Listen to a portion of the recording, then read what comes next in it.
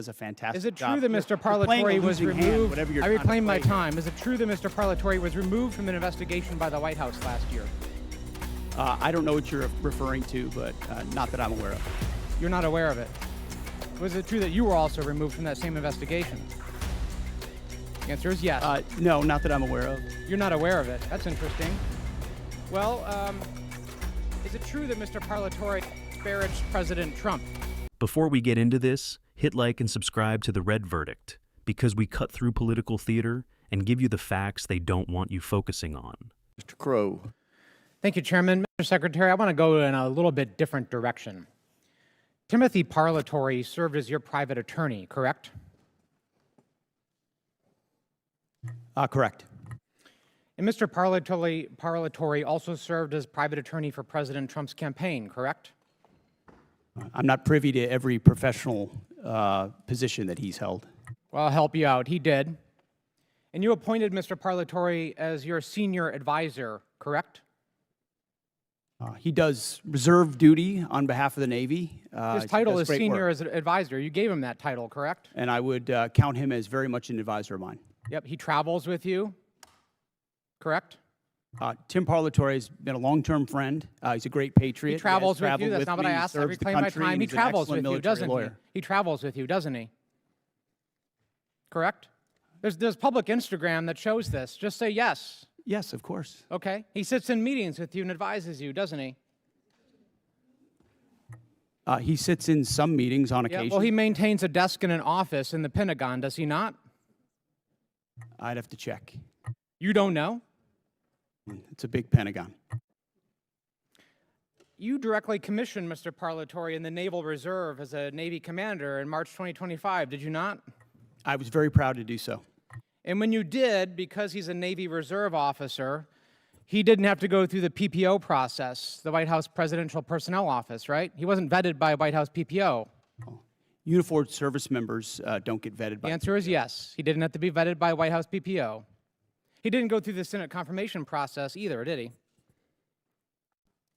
The answer is no. I don't know what you're getting to, but Tim is a fantastic I'll tell you what I'm American. getting to. The He does answer is great no, work. right? He does great work. Okay. He didn't maintain a security clearance when you appointed him as special advisor. Is that right? I'd have to check. You don't know?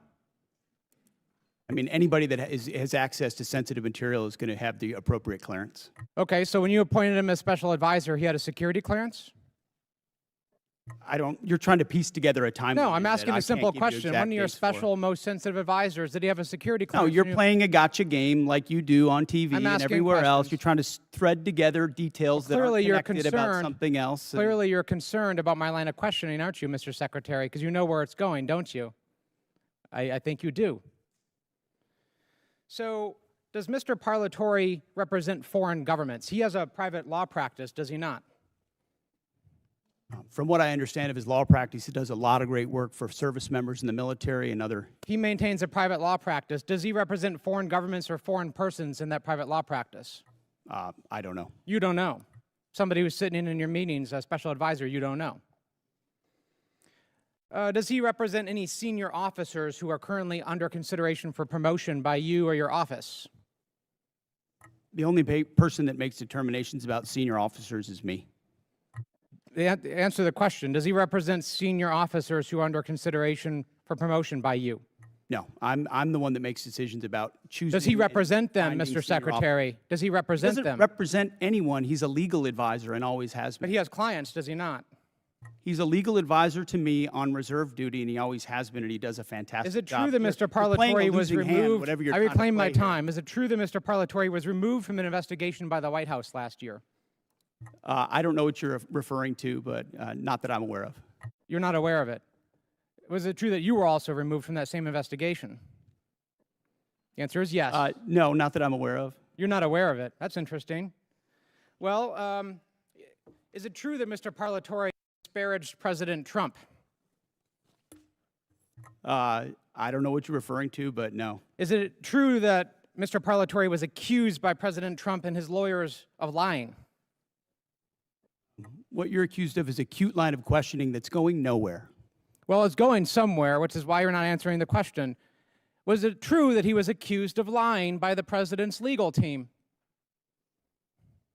I'm not familiar to, you'd have to give me the context Well, it's of right that here. article, You want to look at and the statement from President anybody Trump's could blow legal up team? a quote and claim it says something, and that's what you're doing in a little stunt. Secretary right Hegseth, now. what I'm really concerned about is you purport to have unfaltering loyalty to President Trump, and yet you are continuously Oh, going... you care a lot I about reclaim my President Trump, time. don't you? You are This going is a behind cute his waste back of your 5 and minutes. appointing A people. huge, I reclaim cute my time. waste of your 5 minutes that I led reclaim nowhere. my time.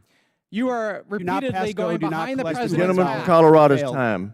Go ahead, Mr. Carl. You are repeatedly going behind President Trump's back, appointing people who he is accused of lying, who the White House is Gentleman's accused of time's lying. expired. The And you chair are now not being recognizes honest the with gentle President lady Trump. from South Carolina, Ms. Mace.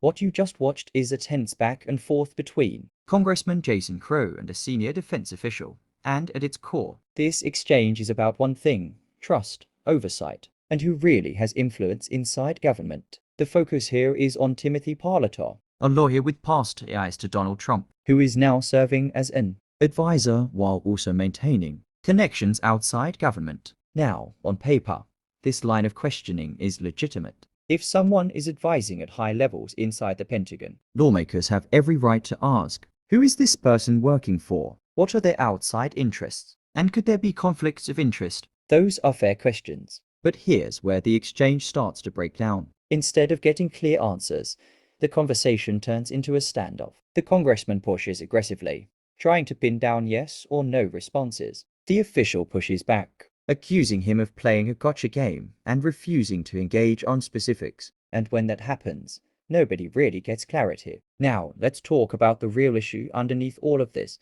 conflict of interest. If someone like Parlatore is advising government leadership while also running a private law practice, then transparency becomes critical. Not because there's automatically wrongdoing, but because the appearance of influence matters just as much as actual influence in public trust. Questions about whether he represents foreign clients or individuals with business before the Pentagon are serious, but without clear answers or documented evidence presented in the moment, they remain questions, not conclusions. Another key point raised here is the idea of bypassing traditional vetting processes. The congressman points out that as a reserve officer, Parlatore may not have gone through the same political vetting or Senate confirmation as other advisors. That's not necessarily improper, it's how certain roles are structured. But it does raise concerns about oversight and accountability. And then the conversation shifts again, this time into loyalty. There are accusations that this advisor may have previously been at odds with Trump or his legal team.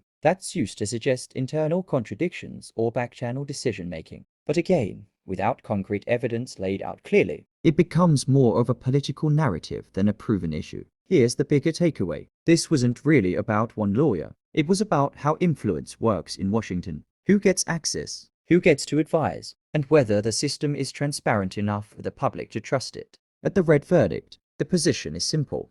Oversight is necessary, but it has to be done right. Ask tough questions, absolutely, but back them up with facts, follow through with evidence, and avoid turning oversight into a shouting match. Because when hearings turn into confrontations instead of investigations, the truth doesn't come out, it gets lost in the noise. If you want more breakdowns like this, like the video, subscribe to The Red Verdict, and stay informed.